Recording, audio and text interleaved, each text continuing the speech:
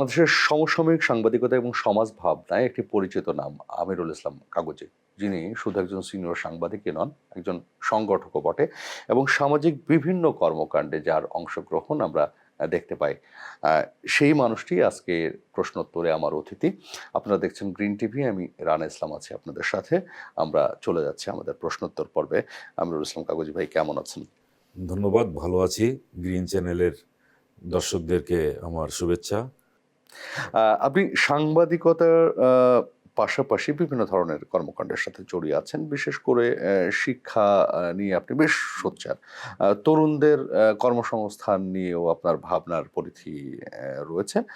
সবকিছু ছাপিয়ে যদি সংবাদ নিয়েই প্রথম প্রশ্নটি আপনার কাছে করি যে, বাংলাদেশের সংবাদ মাধ্যম বা গণমাধ্যমের স্বাধীনতা নিয়ে প্রায় কথা হয়। আপনি আসলে বাংলাদেশের গণমাধ্যম স্বাধীনতা কতটুকু ভোগ করতে পারছে? আগামী দিনগুলো আসলে কিভাবে সংবাদ মাধ্যমগুলো কাজ করবে, এই জায়গা থেকে আপনি কি বলবেন? ধন্যবাদ রানা। আমরা সংবাদপত্রে আমাদের শুরুটা খুব বেশি সুখকর ছিল না। আমি এরশাদ বিরোধী আন্দোলনের সময় থেকে, মানে একেবারে 84-85 থেকেই শুরু হয়ে গেছে আমার সাংবাদিকতার হাতেখড়ি, বা যেভাবেই বলি না কেন, সাংবাদিকতার জগতেই ঢুকে পড়ছি। তো সেই সময় দেখেছি যে সামরিক শাসনের মধ্যে একেবারে আমাদের হাত পা বেঁধে দেওয়া হয়েছিল। যতগুলো নিউজ করতাম সেই নিউজ আমাদের পিআইডিতে পাঠিয়ে দিয়ে সেখান থেকে অ্যাপ্রুভাল নিতে হতো। এটা হচ্ছে press printing presses and publications অ্যাক্টের মধ্যে দিয়েই এই কাজগুলো করা হয়েছিল। এর একটু আগে যাই, এই আইনটা করা হয়েছিল 1974। আওয়ামী লীগ আমলে শেখ মুজিবুর রহমান এই কাজটা করেছিলেন। বাকশালের সময় কথা বলছেন? না, তখনও বাকশাল হয়ে পারেনি। এইটা দিয়েই করা হলো কি, মানে সংবাদপত্রের স্বাধীনতা ক্ষুণ্ণ করা হলো, করেই রাজনীতিবিদদের কণ্ঠরোধ করার একটা চেষ্টা চললো। এইটার উপরে অবশ্য খুব ভালো লেখা আছে। নোবেল বিজয়ী যে অর্থনীতিবিদ অমর্ত্য সেন এবং ব্রাজিলের বেলজিয়ানের একজন নাগরিক জ দ্রেজ, এই দুজন মিলে একটা বই লিখেছিলেন ওই সংবাদপত্রের স্বাধীনতার উপরে। এটা প্রকাশিত হয়েছিল 1991 অথবা 92 এরকম সময়। উনি এই বইটার নাম ছিল হাঙ্গার অ্যান্ড পাবলিক অ্যাকশনস। এই বইতে উনি দেখাতে গেলেন 74-এ যে দুর্ভিক্ষটা হয়েছিল না, যে সংবাদপত্রের স্বাধীনতা না থাকলে কি হয়, দুর্ভিক্ষ হয়। কারণ দুর্ভিক্ষ হওয়ার মূল কারণটা হচ্ছে আমরা এক জায়গা থেকে কোনো সংবাদ বা অন্য জায়গার সংবাদগুলো আমরা পাচ্ছি না। হয়তো আমার এক জায়গায় খাদ্যের ঘাটতি আছে, এই ঘাটতির কথাটা আমরা জানতে পাচ্ছি না, কেননা আমার তো কণ্ঠরোধ করে দেওয়া হয়েছে। ওই খাদ্যের ঘাটতি যদি ওইখানে পূরণ করতে পারতাম আমি অন্য জায়গা থেকে নিয়ে, কারণ আমার দেশে যে একেবারে খাদ্য নেই এমনটা বলছি না, আমি যদি সুষম বন্টন, বন্টনটা যদি আমি ঠিক মতো করতে পারতাম, তাহলে এই ধরনের সিচুয়েশন পড়তে হতো না। 74 হোক আর 2024 হোক আর তো উনি ওইখানে দেখাইছেন, যে ওই বইতেও দেখাইছেন যে এই সংবাদপত্রের স্বাধীনতা না থাকার কারণে 74-এর মতো এত বড় একটা দুর্ভিক্ষ হয়ে গেল, এবং পৃথিবীতে অনেক জায়গায় এই ধরনের দুর্ভিক্ষ হয়েছে।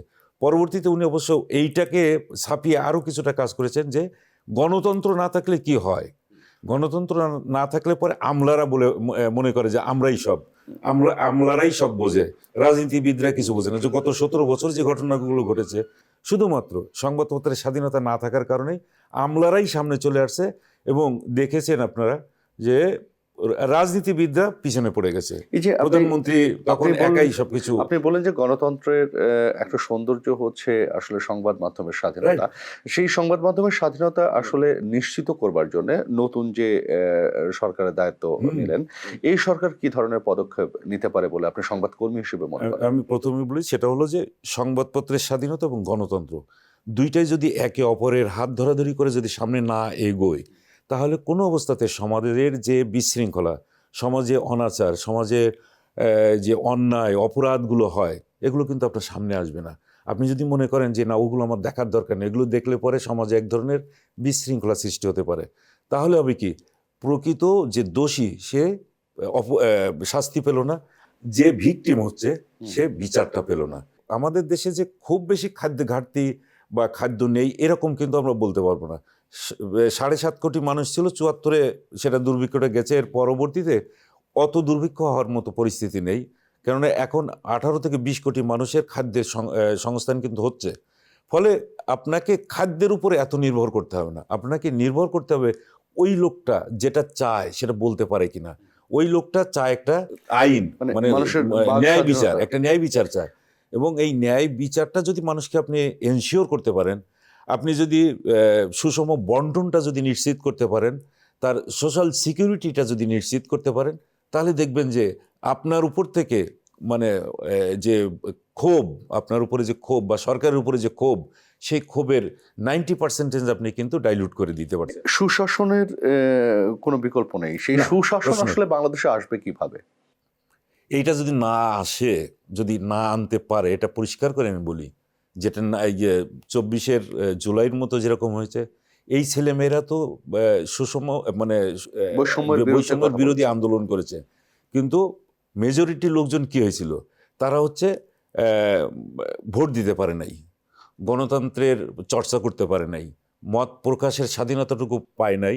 কথা বলতে গেলেই তাকে নানামুখী cyber security act, digital security act, এগুলো দিয়ে দিয়ে তাদের মুখ বন্ধ করা হয়েছে। কথা যদি তাদের মতো না হয়, মনের মতো না হয়, তাহলে তাকে হয় গুম হতে হয়েছে, না হলে খুন হতে হয়েছে, না হলে আয়নাঘরে যেতে হয়েছে। এই কাজগুলো হয়েছে। তো এই কাজগুলো কি কেউ চায়?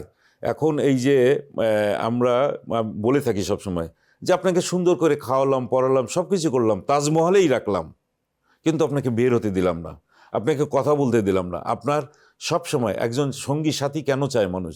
যে মনের কথাটা বলার জন্য। এটা কিন্তু এক ধরনের, এটা হচ্ছে বায়োলজিক্যাল ডিমান্ড, যে আমি কথা বলবো, কথা না বলতে দিলে পরে তো আমি বাঁচবো না। তাহলে হবে কি, আমি একজন কথা বলতে যদি না পারি, মৃত ব্যক্তির মতো বেঁচে থাকার তো আমার কোনো দরকার নেই। এবং সমাজে যে অন্যায়, অবিচার, অত্যাচার যেগুলো হবে, সেগুলোর বিরুদ্ধে আমার কথা বলতে হবে। এটা এক সময় হয়েছিল হয়তো নাৎসি আমলে, জার্মানিতে হিটলার যখন এইভাবে কথা বলা বন্ধ করে দেওয়া শুরু করে দিল, এবং একমুখী প্রচার, গোয়েবিলস কায়দায়, এবং নানা রকম ন্যারেটিভ, বয়ান তৈরি করতো, এবং বয়ান তৈরি করে করে তার পক্ষে মতামত নিয়ে আসার কথা বলতো। যেটা আমরা দেখেছি যে গত এইটা 17 বছর যতই নিতে চান না কেন, তাতে আপনি সুফল, দিন শেষে কিন্তু সুফল পাবেন না, বরং আপনার জন্য কিছু চাটুকার তৈরি হবে। এই চাটুকার দিয়ে বেশিক্ষণ চলবে না। আপনার চারিপাশে থাকলো চাটুকার, কিন্তু বাইরে থাকলো মানুষ, বেশিরভাগ মানুষ যারা ডিপ্রাইভড, যারা শোষিত, বঞ্চিত, নির্যাতিত, তারা তো আপনার কথা শুনবে না। এবং আপনার জেনজি কিন্তু দেখাই দিয়ে দিয়েছে যে মানুষ তাদের যদি চাহিদা পূরণ করতে দেওয়া না হয়, তাহলে তারা ওই রাজপথে বুক পেতে দেয়। তাহলে তারা কেউ কিন্তু ভয় পায় না, জীবনের মায়া করে না।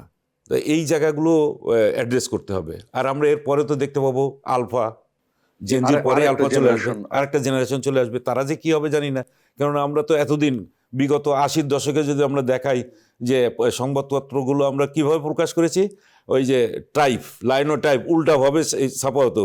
এরপরে 90-র দশকে এসে যখন আমরা কম্পিউটার পেলাম, তখন একরকম, তখনও পর্যন্ত আমরা নির্ভরশীল ছিলাম কিন্তু একজন কম্পোজিটরের উপরে। এখন কি হয়েছে, আমি নিজেই নিউজ তৈরি করি, নিজেই বানাই, নিজেই এডিট করি, নিজেই ছাপার জন্য আবার ছাপাখানায় দিয়ে পাঠাই দিয়ে দিই। এরপরে কি হচ্ছে, এআই চলে আসছে। আপনি মানে কথা বলে যান, লিখে মানে সেই সব কিছু লিখে দিয়ে যাচ্ছে, সব কিছুই করে যাচ্ছে এখন। মানে এই যে প্রযুক্তি সময়ের সাথে কোপ আপ করার একটা একদম। বিষয় রয়েছে। এখানে একটা প্রশ্ন থেকে যাই কাকুজি, যে তরুণ প্রজন্ম, একসময় বলা হতো যে রাজনীতি বিমুখ এবং রাজনীতির ধার ধারে না, রাজনীতি বোঝে না, কিন্তু 24-এর আন্দোলন কিন্তু বুঝিয়ে দিয়েছে যে এরা কতটা রাজনৈতিক সচেতন। হ্যাঁ, সেই বিষয়টাকে বর্তমান সরকারের যারা নীতি নির্ধারণী পর্যায়ে রয়েছেন, তারা কিভাবে আসলে চর্চার মধ্যে নিয়ে আসবেন? এইটা নিয়ে খুব কথা হয়েছিল, অনেকের সাথেই কথা হয়েছে আমার। তো তাদের ধারণা হচ্ছে, তাদের কথা হলো, আমরা এক সময় মনে করতাম যে আমাদের এই যে জেনজি যে জেনারেশন, এদের মনে হয় মায়ের গর্ভ থেকে বের হলো, তাকে একটু বড় করলাম, খাওয়াই দাওয়াই ঠিক ওই যে ফার্মের মুরগির মতো, তাকে খাওয়াই দাওয়াই স্কুলে নিয়ে দিয়ে আসলাম, স্কুল থেকে আবার তুলে নিয়ে বাসায় নিয়ে আসলাম, লেখাপড়া শিখালাম, এর মধ্যেই মনে সীমাবদ্ধ আছে। কিন্তু তারা দেখাই দিল প্রতিটা ঘটনা তারা খুব মাইনুটলি তারা মানে এইগুলো করছে, ফলো করে করে তারা দেখে আসছে। এবং প্রত্যেকটা জায়গায় দেখেন তারা একটা বক্তব্য, কেউ একটা বয়ান তৈরি করলে পাল্টা বক্তব্য তারা তৈরি করছে, পাল্টা বয়ান তৈরি করছে। মুহূর্তের মধ্যে স্লোগান যে কিভাবে তৈরি হতে পারে, আমরা কিন্তু ওই যে 16-17 তারিখের ঘটনা থেকে দেখলাম যে একটা কথা বললো আর তৈরি করে ফেললো। অর্থাৎ তারাও রাজনীতিভাবে খুবই সচেতন। ওয়ার্ল্ড মানে গ্লোবাল ভিলেজের মধ্যেই তারা পড়ে গেছে। প্রত্যেকটা ইনফরমেশন তাদের হাতের কাছে এত চমৎকারভাবে আছে, তারা এগুলোকে নিচ্ছে এবং তারা ওটার ভিতরে ঢুকে যাচ্ছে। ফলে তাদেরকে অ্যাভয়েড করে যাওয়া বা তাদের মতামতকে মূল্য না দেওয়ার যে টেন্ডেন্সি, এটা যদি থাকে তাহলে কেউ টিকতে পারবে না। ওদের সেক্ষেত্রে আপনার কি মনে কগনিজেন্সি হয় নিতে না যে হবে। রাজনৈতিক দলগুলো এখন যে রাজনৈতিক দলগুলো রাজনীতি করছে, সক্রিয় রাজনীতি করছে, একটা দল সরকার গঠন করেছে, বাকি দল বিরোধী অবস্থানে রয়েছে, তাদের মধ্যে আভ্যন্তরীণ গণতন্ত্রের চর্চাটা খুব জরুরি জাতীয় অগ্রগতির জন্য? এইটা খুবই চমৎকার একটা প্রশ্ন। এখন এটা প্রশ্নের জবাব দেওয়াটা বিভিন্নভাবে একটু কঠিনও বলবো। তো আমি বলি, দুইটা এখন মোটা দাগে তিনটা জোট আমরা এখন দেখতে পাই। একটা হচ্ছে বিএনপি, জামাত ইসলামী আর হচ্ছে এনসিপি। এই তিনটা দলকে যদি আমরা বিবেচনায় ধরি, তো এখানে আপনার আলোচনা সবগুলো হবে, সব মতামত হবে, সব কিছুই হবে। তারপরে একটা সিদ্ধান্ত কখনো কখনো হচ্ছে সম্মিলিত বা কালেকটিভ ডিসিশন হচ্ছে, আবার সব জায়গায় যে হচ্ছে সেটাও বলা যাবে না। জামাতে ইসলামী বা এই ধরনের সংগঠনগুলো অনেকটা রেজিমেন্টেড পার্টির মতো। তারা যেভাবেই বলি না কেন, অনেকেই বলে বলে যে সেখানে গণতন্ত্র চর্চা হয়, কিন্তু তারা আলোচনা করতে পারে, সবকিছু মতামত দিতে পারে, সিদ্ধান্ত উপর থেকে চলে আসে। এই ক্ষেত্রে আমি দেখলাম যে এনসিপির মধ্যে যে বিষয়টি হলো, কারোর যদি উপরে তাদের নেতার সিদ্ধান্তের সঙ্গে যদি একমত পোষণ করতে না পারে, বা নেতা যদি তার মতামতকে এস্টাবলিশ বা গ্রহণ করতে না পারে, তাহলে সে সেখান থেকে কিন্তু চলে যাচ্ছে। চলে যেয়ে তারা আলাদাভাবে বা আলাদা প্ল্যাটফর্ম তৈরি করে নিচ্ছে। তো এই চর্চাটা যদি থাকে, আমাদের এখানে আগে ছিল, সিপিবিতে ছিল, বাম রাজনীতিবিদদের মধ্যে ছিল, বামপন্থী রাজনৈতিক দলগুলো এই চর্চাগুলো করেছে, কিন্তু আলটিমেটলি দেখা গেছে তাদের ওখানে আমরা বেশিরভাগ ক্ষেত্রে দেখেছি যে আর্থিক টানাপোড়েনটা খুব বেশি তাদের মধ্যে থাকার কারণে তাদের ওই রাজনৈতিক দলগুলোকে সামনে আসে নাই। কিন্তু জামাত ইসলামের ক্ষেত্রে আবার ভিন্ন জিনিস, তারা আর্থিকভাবে খুব সচ্ছল, তাদের বহু প্রতিষ্ঠান রয়েছে, তাদের এখানে যেমন বেতনভুক্ত কর্মচারী দল পরিচালনার জন্য যে অর্থ সংস্থান দরকার, সেটার জন্য তারা একটা বুনিয়াদী ব্যবস্থা একেবারে দাঁড় করিয়ে ফেলেছে। তাদের এখন অর্থনৈতিকভাবে যদি আমরা বলি, সাংগঠনিকভাবে বা দলগতভাবে কোনো রাজনৈতিক দল যদি আর্থিকভাবে সচ্ছল, তারা যে কোনো জায়গায় তাদের নেতাকর্মীদেরকে কাজে লাগাইতে পারে অর্থের বিনিময়। তাকে দরকার হলে ঠিক আছে, অন্য জায়গায় কাজ করলে তুমি 30,000 টাকা পেতে, তুমি আমার এখানে কাজ করলে পাবো 25,000 টাকা। তাহলে তো তুমি সিকিউর থাকলে এবং দলের জন্যও কাজ করে যেতে পারলে।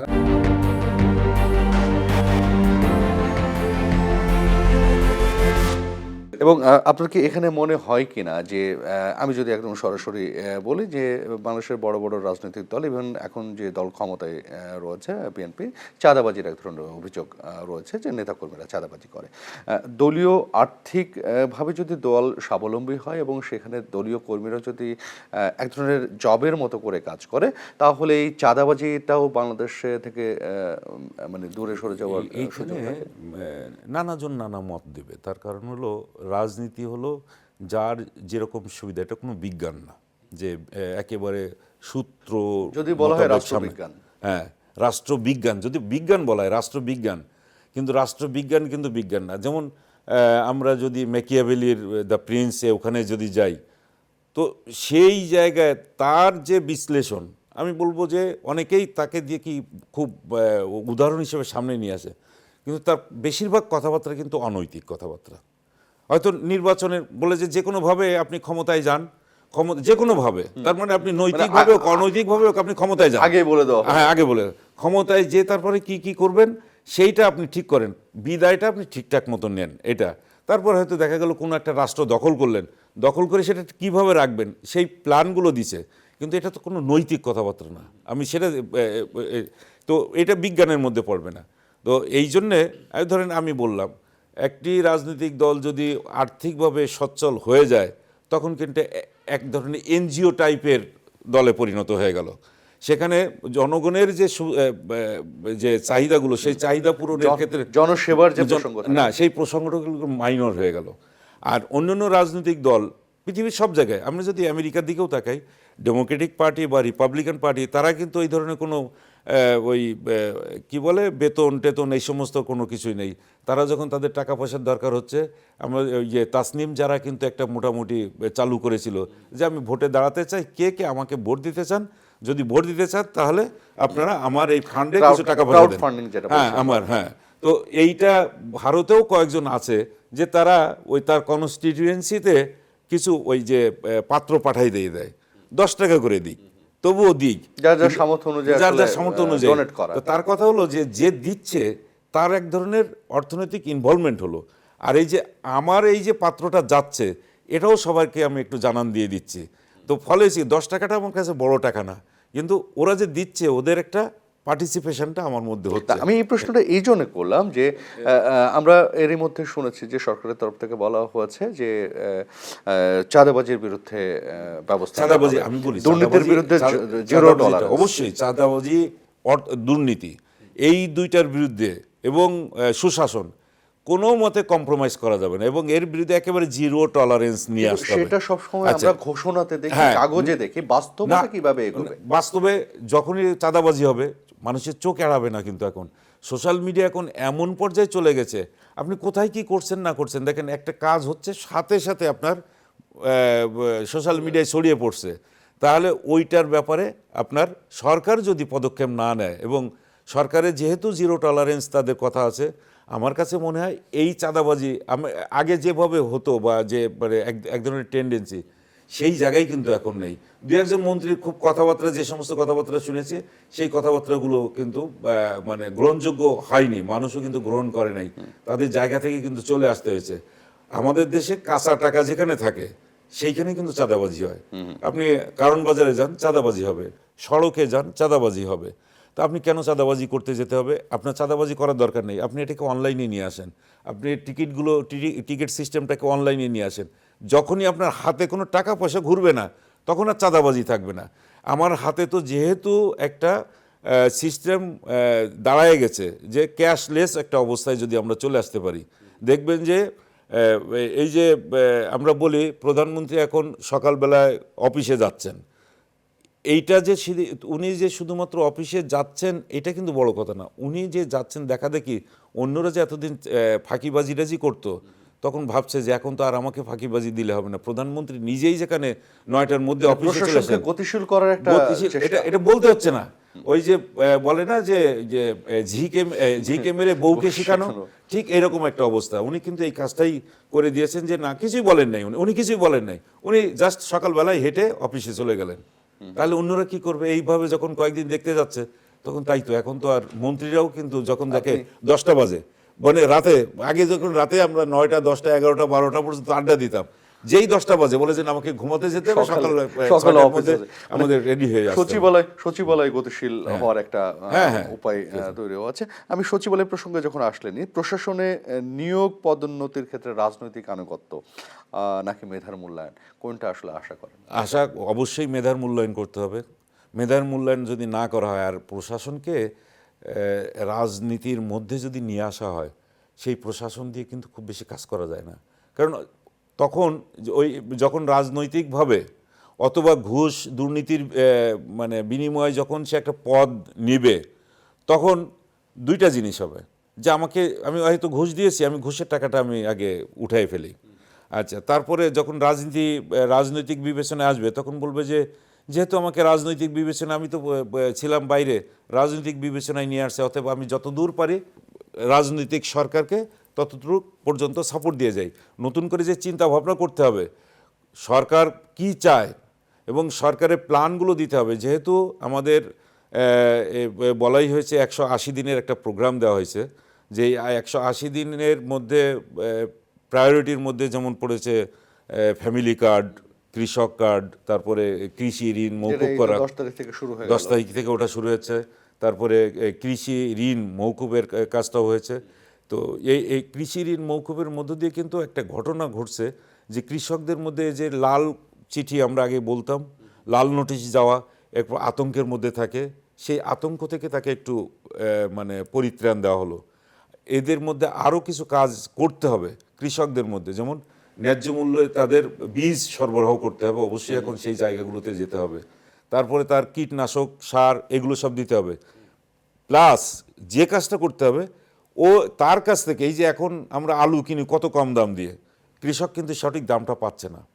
গভর্নমেন্টকে এখন ওই দিকে নজর দিতে হবে। কৃষকের কাছ থেকে মানে গভর্নমেন্ট যেন মধ্যস্বত্বভোগীর কারো কাছে না দিয়ে সরাসরি কৃষকের কাছ থেকে ভোক্তার কাছে নিয়ে দেওয়া, পৌঁছে এই দেওয়া। প্রসঙ্গে আমি একটু বলে রাখি যে আপনি জিয়াউর রহমান ফাউন্ডেশনের অন্যতম পরিচালক হিসেবে কাজ করছেন, সেখানেও আপনারা কৃষকদের নিয়ে বেশ কিছু ধরনের স্বেচ্ছাসেবীমূলক কাজ করছেন। সেটা সেখানে আমরা এই ধরনের কি ধরনের কাজ করছেন? আমাদের এখানে আমি বলি এই জিয়াউর রহমান ফাউন্ডেশনে 6টা পেশার প্রতিনিধিরাই বেশি। এর মধ্যে প্রথম হচ্ছে ডাক্তার, যাদেরকে নিয়ে করা হয়েছে, তারপরে কৃষিবিদ, ইঞ্জিনিয়ার আছে, অধ্যাপক, সাংবাদিক আর আইনজীবী। তো এখানে সবচেয়ে বেশি কাজ করা হয় কৃষিবিদদের নিয়ে, আর ডাক্তারদের নিয়ে সেবামূলক কাজগুলো করা হয়।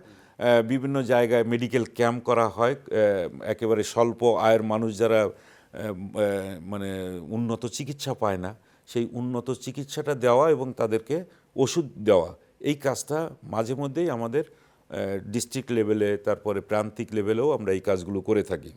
এর মধ্যে যে কাজটা করা হয় আরও কৃষিবিদদের দিয়ে, আমাদের যেহেতু এখনো পর্যন্ত কৃষির উপর আমরা অনেকটাই নির্ভরশীল, তাদের গবেষণার একটা প্রতিষ্ঠান, সেই গবেষণার মধ্য দিয়ে তারা বীজ, উন্নত মানের বীজ উৎপাদন করে, সার, জৈব সারটার এগুলো তৈরি করার জন্য তাদের একটা গবেষণা সেল, সেই গবেষণার সেলের মধ্য দিয়ে কৃষকদের কাছে শহীদ প্রেসিডেন্ট জিয়াউর রহমানের ডাক নাম ছিল কোমল, তার নাম অনুসারে আমরা কোমল বীজ আমরা উৎপাদন করেছি।